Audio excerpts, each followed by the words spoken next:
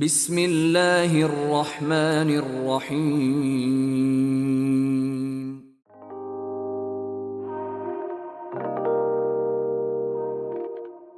حضرت عبداللہ بن عباس رضی اللہ تعالی عنہما روایت کرتے ہیں، نبی اکرم صلی اللہ علیہ وآلہ وسلم نے ارشاد فرمایا، جس شخص کے پاس موت آ جائے اور وہ اس وقت علم حاصل کر رہا ہو تو جب وہ اللہ تعالیٰ کی بارگاہ میں حاضر ہوگا تو اس شخص اور انبیاء کرام علیہم السلام کے درمیان صرف نبوت کے درجے کا فرق ہوگا۔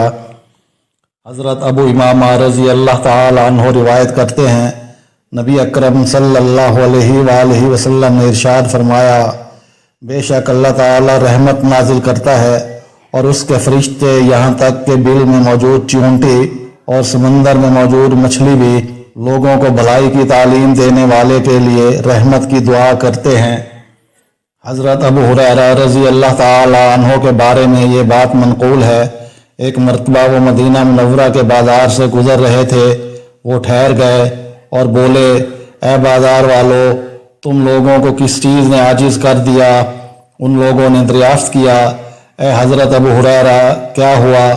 حضرت ابو ہریرہ رضی اللہ تعالی عنہ نے فرمایا، اللہ کے رسول صلی اللہ علیہ وآلہ وسلم کی میراث تقسیم ہو رہی ہے اور تم لوگ یہاں موجود ہو، تم لوگ جا کر اپنا حصہ کیوں نہیں وصول کرتے؟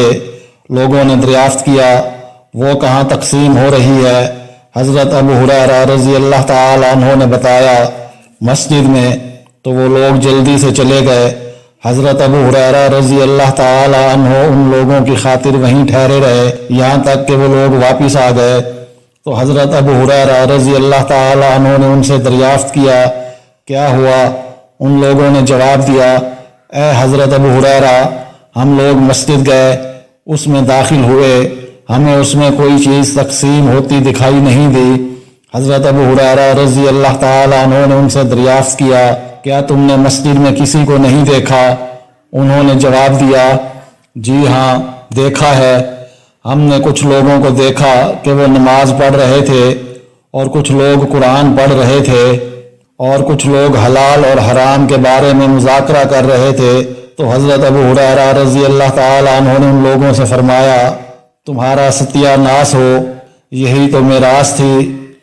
حضرت ابو امامہ رضی اللہ تعالی عنہ نبی اکرم صلی اللہ علیہ وآلہ وسلم کا یہ فرمان نقل کرتے ہیں، جو شخص مسجد کی طرف جاتا ہے اور اس کا ارادہ صرف یہ ہوتا ہے کہ وہ بھلائی کا علم حاصل کرے گا یا اس کی تعلیم دے گا، تو اسے ایسے حاجی کی مانند اجر ملتا ہے جس کا حج مکمل ہوا ہو۔